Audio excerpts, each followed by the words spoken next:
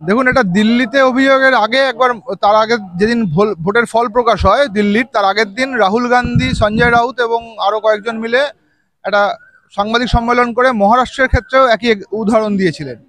উদাহরণ দেওয়ার সময় বলেছিলেন যে বিপুল পরিমাণে ভুতুড়ে ভোটার মহারাষ্ট্র নির্বাচনকে প্রভাবিত করেছে। অরবিন্দ কেজরিওয়াল আপের ক্ষেত্রে বলার সময় একই কথাই বলেছিলেন, ভোটের আগেও বলেছিলেন, ভোটের পরেও বলেছেন যে বিভিন্ন সময় এত রকমের ভোটারদের কথা পাওয়া যাচ্ছে যে তাতে দিল্লির ভোটটাও প্রভাবিত হয়েছে বলে অরবিন্দ কেজরিওয়াল অভিযোগ করেছেন। এই অভিযোগের মূল জায়গাটা কি? অভিযোগের মূল জায়গাটা অরবিন্দ কেজরিওয়াল যেটা বলেছিলেন সেটাই এখন বাংলাতে দেখা যাচ্ছে। বাংলাতেও ভুতুড়ে ভোটার নিয়ে কথাবার্তা শুরু হয়েছে। ঘটনাটা যেটা হয়েছে যে আপনারা যে কোনো রাজনৈতিক দল ফর্ম 20 বলে একটি ফর্ম পায়। সেই ফর্ম 20-তে জানা যায় যে কোন বুথে কোন কোন রাজনৈতিক দল কত ভোট পেয়েছে। সেই ভোট পাওয়ার জায়গা থেকে যখন দেখা যায় যে এই রাজনৈতিক দল এত ভোট পেয়েছে, এত ভোটে পিছিয়ে আছে, সুতরাং ফর্ম 20 দিয়ে বোঝা যায় যে কোন রাজনৈতিক দল এ কিংবা বি এর থেকে 200 ভোটে পিছিয়ে আছে। সেই অবস্থা থেকে তারা কাজটা শুরু করে।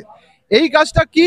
ফর্ম 20 দেখার পরে ফর্ম 7 দিয়ে তারা নতুন ভোটারকে ইনক্লুড করে, ফর্ম 6 দিয়ে তারা যে এক্সিস্টিং ভোটার আছে তাদেরকে অন্য বুথে সরিয়ে দেওয়ার কাজটা করে এবং নতুন ভোটারকে ইনক্লুড করার চেষ্টা করে।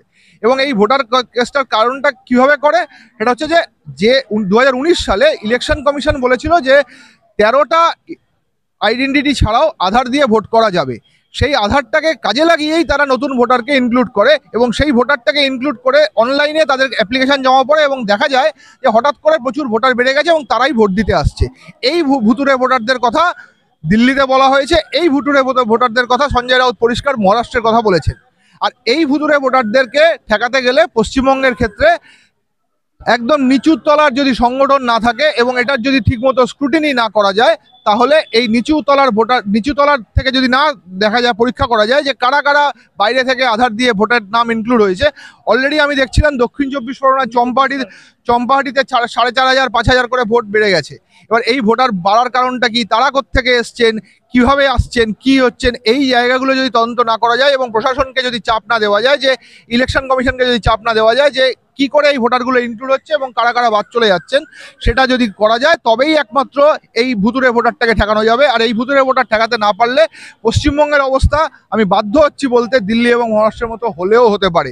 কিন্তু নিচের তলার যদি সংগঠন থাকে এবং প্রত্যেকটি ভোটারকে যদি চিহ্নিত করা যায়, একদম বাড়ি বাড়ি গিয়ে যদি ইনক্লুড করা যায় যে এই ভোটারটি আছে, এই ভোটারটি নেই, একদম ভোটার লিস্ট ধরে ধরে ফর্ম 20 ধরে ধরে, এবং তাতেই একমাত্র এটাকে ঠেকানো সম্ভব, না হলে কিভাবেই সম্ভব নয়।